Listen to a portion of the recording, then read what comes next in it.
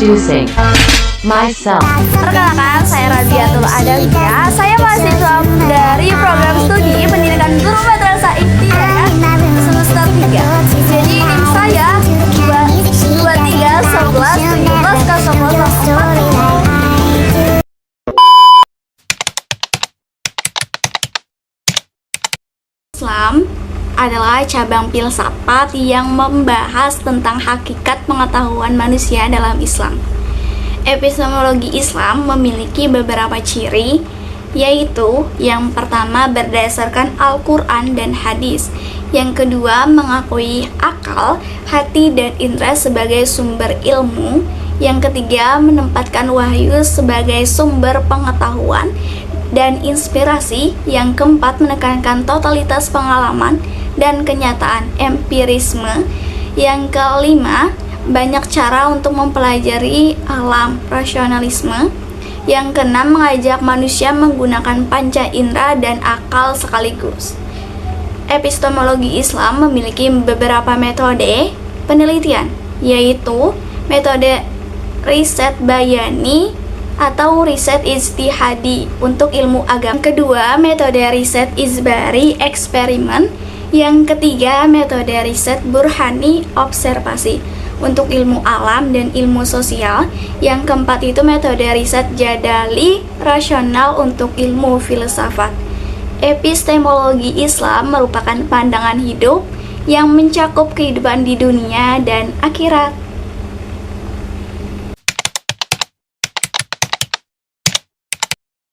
Jadi sejarahnya dulu nih. Sejarah studi Islam dimulai sejak tahun 650 hingga 1250 Masehi. Pada masa ini, tema studi Islam berfokus pada ajaran Islam yang diturunkan oleh Allah Subhanahu wa taala kepada Nabi Muhammad SAW, terutama mengenai akidah dan ibadah. Ruang lingkup studi Islam meliputi yang pertama, kajian aspek Islam, aspek-aspek keislaman masyarakat dan budaya muslim, hasil pemikiran ulama, praktik yang dilakukan oleh masyarakat muslim.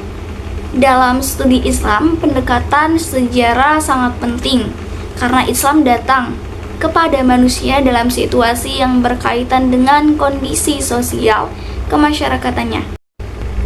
Metode studi Islam adalah usaha untuk mempelajari hal-hal yang berhubungan dengan agama Islam secara sistematis. Dalam studi Islam terdapat dua pendekatan. Yang pertama, pendekatan normatif dan pendekatan deskriptif.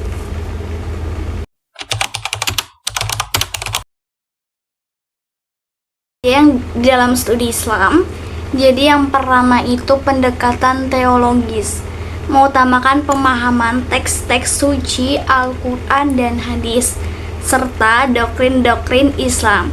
Yang kedua itu pendekatan historis, menganalisis Islam dalam konteks sejarah, perkembangannya dan pengaruhnya terhadap perabatan.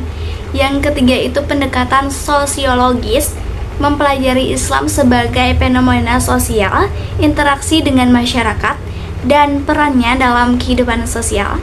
Selanjutnya, pendekatan antropologis, membandingkan Islam dengan agama lain, serta menganalisis praktik-praktik keagamaan dalam konteks budaya. Yang kelima, pendekatan filosofis, mencari makna mendalam dalam ajaran Islam, menghubungkannya dengan filsafat dan pemikiran manusia. Selanjutnya, pendekatan psikologis, menganalisis aspek psikologis dalam agama seperti motivasi, emosi, dan perilaku keagamaan. Selanjutnya itu ada pendekatan interdisiplin, menggabungkan beberapa pendekatan untuk mendapatkan pemahaman yang lebih komprehensif. Pilihan pendekatan yang digunakan tergantung pada yang pertama itu tujuan penelitian, apa yang ingin diketahui. Yang kedua, pertanyaan penelitian, pertanyaan apa yang ingin dijawab. Yang ketiga itu sumber data, data apa yang tersedia. Contoh, jika kita ingin memahami sejarah perkembangan Islam di Indonesia, pendekatan historis akan lebih relevan. Bagaimana Islam mempengaruhi kehidupan sehari-hari masyarakat pendekatan sosiologis akan lebih cocok.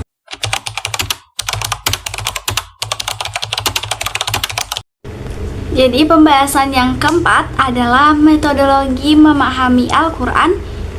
Metodologi memahami Al-Quran adalah prosedur sistematis yang digunakan untuk menjelaskan dan memahami kandungan Al-Quran. Metode ini berisi kaidah atau aturan yang harus dipatuhi saat menafsirkan ayat-ayat Al-Quran. Tanpa menggunakan metode, seseorang berisiko keliru dalam menafsirkan Al-Quran. Beberapa metode penafsiran Al-Quran diantaranya: yang pertama, metode tahlili. Metode ini menggunakan metode yang paling tua dan paling sering digunakan. Metode ini secara berurutan, ayat demi ayat, surat demi surat. Yang kedua, metode izmali. Metode ini berusaha menafsirkan Al-Quran secara singkat dan global. Yang ketiga itu metode mukarin. Metode ini menggunakan perbandingan antara ayat dengan ayat, ayat dengan hadis atau pendapat-pendapat para ulama tafsir. Yang keempat itu metode maudu. Metode ini dilakukan dengan cara memilih topik tertentu, mencari kaitkan dengan antara ayat-ayat yang berhubungan dengan topik tertentu dan menarik kesimpulan akhir.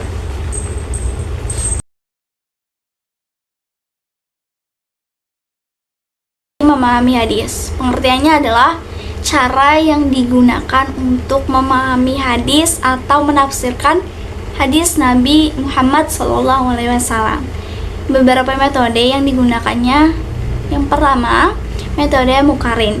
Metode ini dilakukan dengan membandingkan hadis yang sedang dikaji dengan hadis yang lain yang memiliki tema yang sama atau mirip. Yang kedua itu metode tahlili. Metode ini merupakan metode analitis. Yang ketiga itu metode izmali. Metode ini merupakan metode global. Selain itu, penelitian hadis juga dilakukan dengan menggunakan metode analitis deskriptif. Penelitian hadis merupakan kajian yang mendalam dan kritis terhadap matan dan hadis. Tujuannya adalah untuk menentukan validitas hadis sebagai hujah bagi kebenaran ajaran Islam.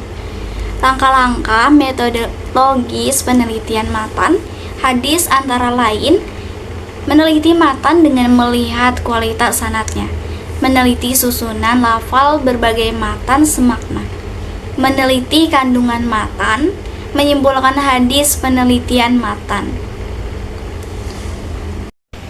Demikianlah dari saya, kurang lebihnya saya mohon maaf. Terima kasih atas perhatiannya.